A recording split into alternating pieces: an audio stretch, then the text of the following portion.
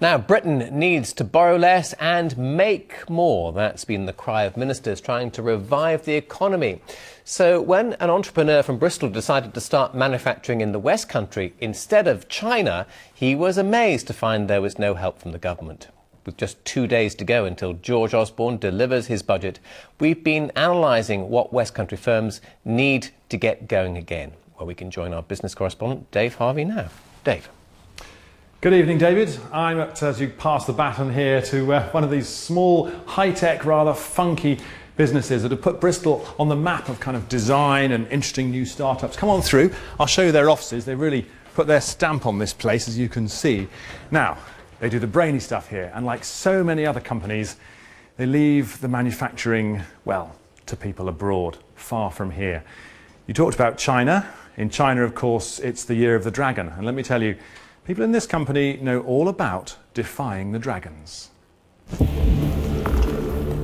Meet Terence and Trixie, the world's first and only ride-on suitcases for globe-trotting tots.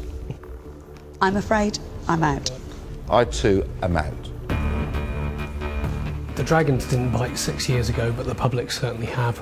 We've gone on from strength to strength, and it's not just the UK, we're exporting to 62 countries now. And the proof's really in the finances. Over the last 12 months, we've turned over 6 million. Currently, there's 2 factories in China that make the Trunki. Well, that's all about to change. We're really delighted to say that we've made the decision to make Trunkis in the UK now. It's been a long-held sort of passion of mine to be able to do this. From next month, Trunki will be made here in Devon. They'll still use the Chinese factory to supply Asia. But for the British market, Rob says British manufacturing still makes sense. We're not having to deal with crazy pricing and shipping from the Far East. We're able to create a much more sustainable product. We're not having to ship it so far, so our carbon footprint's massively reduced. The factories we're using down in Totnes are a lot more energy efficient. The decision has created 20 new jobs in Devon and allowed the factory to expand further. But this equipment is expensive. We are literally spending about £500,000 on new equipment this year. Until 2 years ago, manufacturers like this could write off 40% of that investment against their tax bill. That tax break has now been halved to 18%. I mean, you obviously hear on the news quite a lot that the government is supporting manufacturing, but when you actually get down into it, there's very little support there, and any support would be welcome.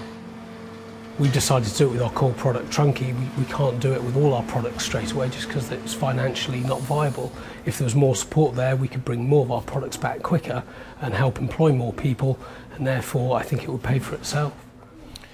Well, it was my pleasure to meet Mr Law last night at a special Points West debate on the budget, which you can see later tonight. Now, along with entrepreneurs like him, there were politicians, apprentices and people struggling to find work. We had a very interesting debate. Well, Dave Harvey was there too. Dave, do you think there'll be any tax relief on Trunkis? It's funny, isn't it? Who'd have thought, David, that capital allowances for plant and machinery in manufacturing companies would be the talk of the pub. It's normally quite an arcane thing for tax lawyers only, really. But everybody wants to see more stuff made in Britain, and this may be what makes the difference. Also there last night, amongst those politicians you mentioned, Claire Perry, a Wiltshire MP, very close to George Osborne. And this was her response. We already have the world's most complicated tax system. I'm 6'1", it comes up to my hip. It's ridiculous. What we need is to set low and stable tax environments. And actually the first thing the Chancellor did was cut the corporate rate of tax and say it will be the lowest in the G20 in 5 years' time, and to cut the rate for small businesses even further, because we can, and there may well be some allowances that would make sense. I'd like to see potentially some for capital investment on Wednesday. But ultimately, look, let's stop fiddling around and trying to micromanage the tax system. Let's have low and stable. So, who's right? Can they get Britain's manufacturing going without sorting out this tax business? Let's have a quick word with Mike Warburton. You love all these kind of small details. I do, but basically, Dave, what we're interested in is in jobs. And jobs comes from investment. And this is the big dilemma. What gives investment? Is it giving capital allowances, these tax breaks for the money you spend on plant and equipment? Or, as the government believes, does it come from a low headline rate of corporation tax?